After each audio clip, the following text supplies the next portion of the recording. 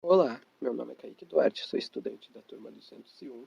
Junto com os meus colegas Daniel, Eduardo Dutra e Raul, nós vamos apresentar uma videoaula sobre citologia. Citologia é o ramo da biologia que estuda a estrutura e função da célula. E o que será abordado nesta videoaula? As características, as principais organelas, as estruturas e funções nas células animal e vegetal, organelas e estruturas exclusivas das células vegetais. Células. As células são unidades estruturais e funcionais dos seres vivos. São chamadas de unidades estruturais, pois formam todo o corpo dos seres vivos. Além de serem estruturais, elas são unidades funcionais também. São chamadas pois são unidades vivas que se reproduzem e produzem energia no ser vivo. Onde encontramos as células? Todos os seres vivos são formados por células, com exceção dos vírus. Elas são encontradas formando o corpo dos organismos. E as bactérias e os protozoários são formados por uma única célula. E outros organismos são formados por várias células, como nós, seres humanos. Quais as funções das células? Existem diferentes tipos de células, cada uma adaptada a uma determinada função. Em alguns organismos, como os protozoários e bactérias, as células representam todo o ser vivo, porque são seres unicelulares, e nesse caso elas são responsáveis por todas as funções de sobrevivência. E já nos seres pluricelulares, as células, cada uma tem uma função específica, com papéis diferentes. Por exemplo, os leucócitos são células encontradas em nosso corpo que atuam protegendo o organismo contra agentes causadores de doenças. E também temos os neurônios, que são células que atuam garantindo a propagação do impulso nervoso. Também tem as hemácias, que garantem o transporte de oxigênio pelo organismo. Estruturas básicas das células. Bom, temos a membrana plasmática, que é uma estrutura formada por uma bicamada de moléculas lipídicas com várias proteínas inseridas. Ela apresenta capacidade selecional que entra e sai da célula. E essa função nos permite dizer que ela apresenta permeabilidade seletiva. Temos o citoplasma, que em células procariontes corresponde a toda a região interna da célula, e nas células eucariontes o citoplasma corresponde à região entre a membrana plasmática e o envoltório nuclear, e é o local onde estão presentes as organelas citoplasmáticas. E no citoplasma ocorrem as reações químicas importantes. E aí temos o material genético, que contém as informações que determinam as características de um ser vivo. Nas células eucariontes, a maior parte do material genético fica contida no núcleo, o qual é envolvido por uma membrana dupla, o envoltório nuclear. E nas células procariontes, não há envoltório nuclear delimitando o material genético. Classificação das células. Nós podemos classificar as células em eucariontes e procariontes. As células procariontes não possuem núcleo, enquanto as células eucariontes possuem um núcleo verdadeiro. E as células eucariontes podem ser divididas em células vegetais e animais. Células procariontes. O termo procariótico vem do grego pro, que significa antes, e carion, que significa cerne, e isso faz uma referência ao núcleo. A célula procariótica, no caso, seguindo essa definição, seria uma célula que surgiu antes do núcleo. Nas células procarióticas, elas não possuem núcleo definido. Por não possuírem núcleo definido, não possuem também um envoltório nuclear, que é o que delimita o núcleo nas outras células. E com isso, o material genético acaba sendo disperso. E o local onde ele se localiza, nesse tipo de célula, se chama nucleoide. Além da ausência de carioteca, as células procarióticas não apresentam organelas membranosas, como as mitocôndrias, os plastídeos, retículo endoplasmático e o complexo de Golgi. E elas apresentam ribossomos, e estes ribossomos são bem menores do que os encontrados em outras células. Agora eu vou apresentar as células eucariontes. A célula eucarionte é aquela que tem um material genético protegido por uma membrana. Elas têm um núcleo verdadeiro e nessas células o material genético está envolvido por uma membrana nuclear, também chamada de carioteca, que garante a proteção do DNA contra os movimentos do citoesqueleto. O citoesqueleto é uma estrutura formada por proteínas, que garante o formato da célula e a movimentação celular. A presença de citoesqueleto é essencial para processos como endocitose e exocitose, que estão relacionados com a entrada e a saída de substâncias por meio de modificações na membrana. Essas células têm membrana plasmática e um citoplasma, onde estão localizadas as organelas. Elas têm uma série de organelas membranosas que garante uma maior eficiência metabólica, sendo elas a mitocôndria, o complexo Golgi, o retículo endoplasmático e, por fim, o cloroplasto, que é a organela principalmente responsável pelo processo de fotossíntese. O núcleo delas está localizado no nucleolo, que é a região responsável pela produção de ribossomos. Ribossomos que estão presentes tanto em células procariontes quanto em eucariontes, mas nas eucariontes são maiores e mais complexos e podem ser encontrados livres ou associados ao retículo endoplasmático. Mas afinal, em quais organismos são encontradas as células eucariontes?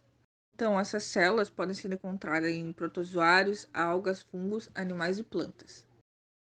Agora sobre as células animais e vegetais. Além de ter um núcleo, as células animais também têm outras organelas ligadas à membrana que realizam as funções específicas para o funcionamento celular. O surgimento dessas organelas foi essencial para a evolução das células, com cada compartimento realizando uma função definitiva. As células animais são semelhantes às células vegetais porque as duas são células eucarióticas e com presença de organelas semelhantes. Acontece que as células animais são geralmente menores do que as células de uma planta. Enquanto as células animais têm vários tamanhos e tendem a ter formas irregulares, as células vegetais são mais semelhantes em tamanho e geralmente são retangulares ou em formato de cubo.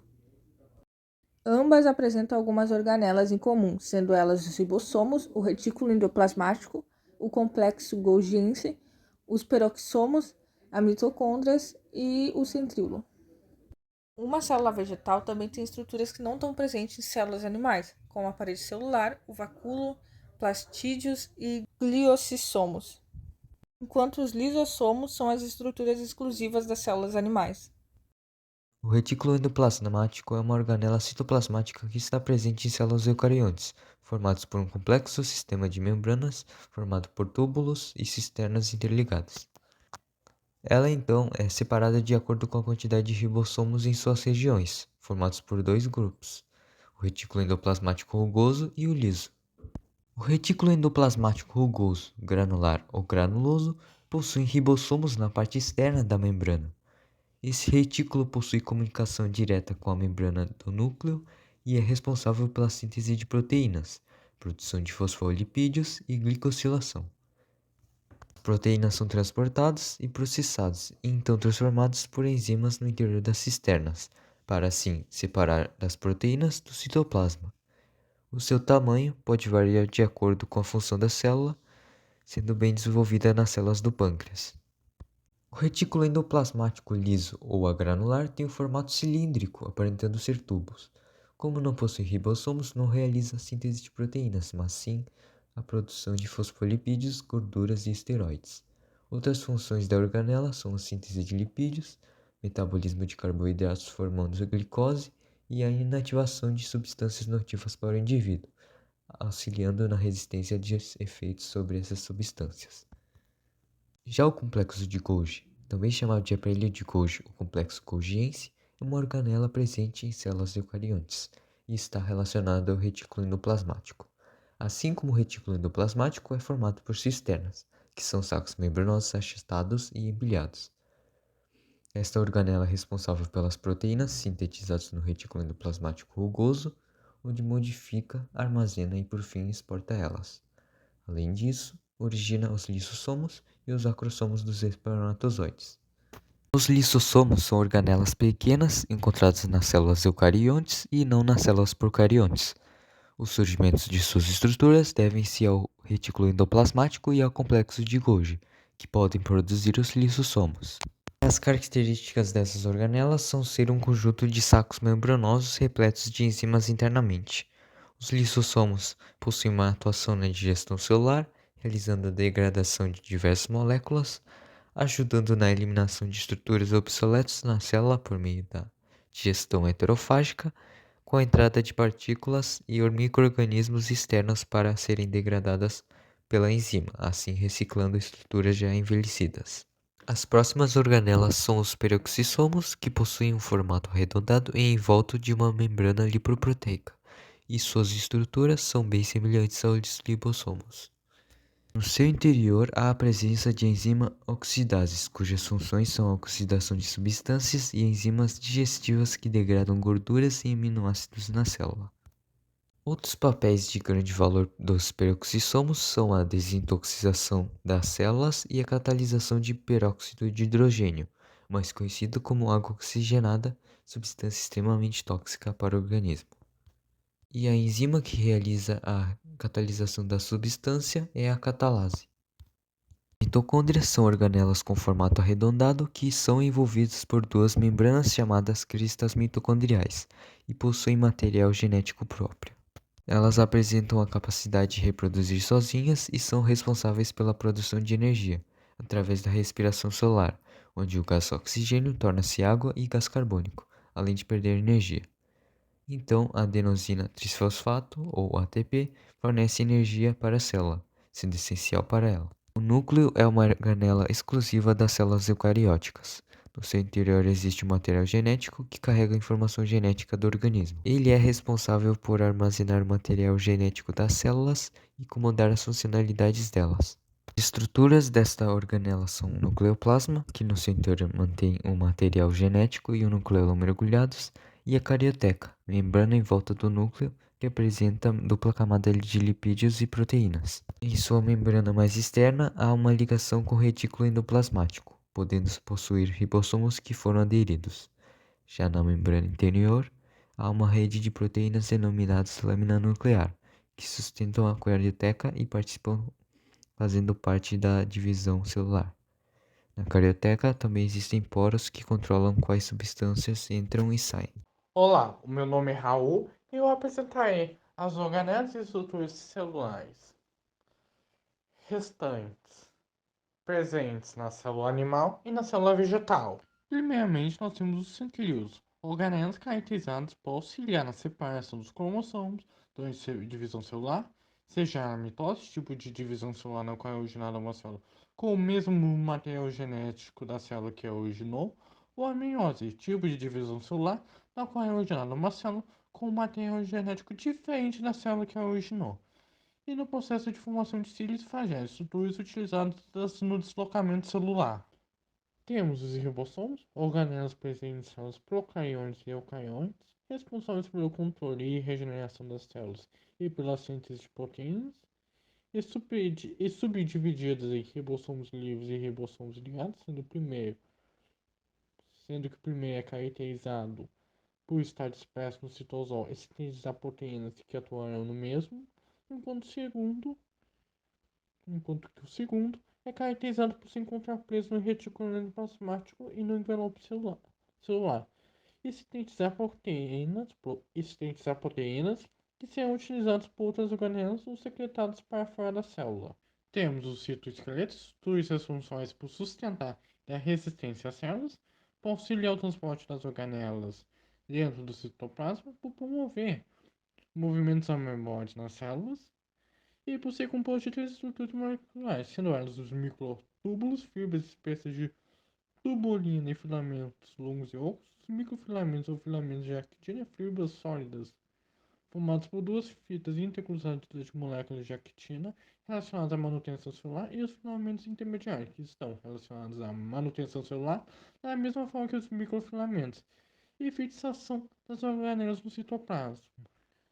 Temos a membrana plasmática, estrutura celular fina e porosa responsável por proteger as estruturas celulares ao envolver toda a célula e atuar como filtro, permitindo ou impedindo a passagem de substâncias por meio do transporte passivo e ativo de substâncias, sendo o primeiro caracterizado por não envolver gasto de energia e por ocorrer na forma de difusão simples, na qual as substâncias movem-se do meio mais concentrado para o menos concentrado, da difusão facilitada, na qual o transporte de substâncias ocorre com o auxílio de proteínas e de osmose, na qual as substâncias movem-se do meio de menor concentração para o mais concentrado, enquanto o segundo é caracterizado por envolver gasto de energia. E por fim, temos o citoplasma, uma porção volumosa na célula, caracterizada por armazenar todas as organelas celulares, por servir de local para a realização de diferentes reações químicas na célula, por facilitar a troca de substância entre diferentes células e por apresentar dois tipos de movimentos. Um que resulta no deslocamento completo da célula, o movimento ameboide, e outro que apenas desloca as organelas presentes na célula, a ciclose.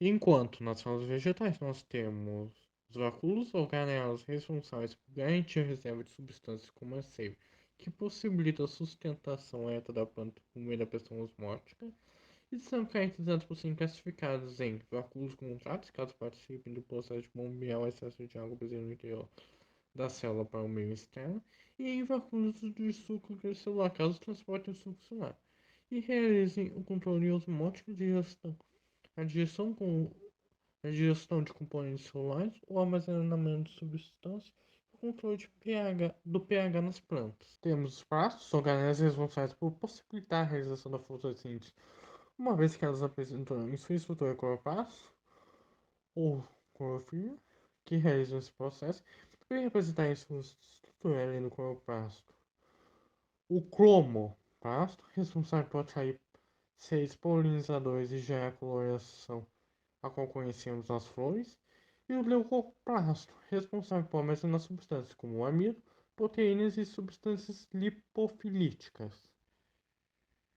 E por fim, temos a parede celular, uma estrutura resistente e flexível, responsável por delimitar as organelas celulares em uma célula vegetal e por exercer as funções na célula vegetal de proporcionar sustentação, resistência e proteção contra patógenos externos, colaborar com a absorção, transporte e secreção de substâncias e evitar a entrada excessiva de água, evitando assim a ocorrência da lise celular.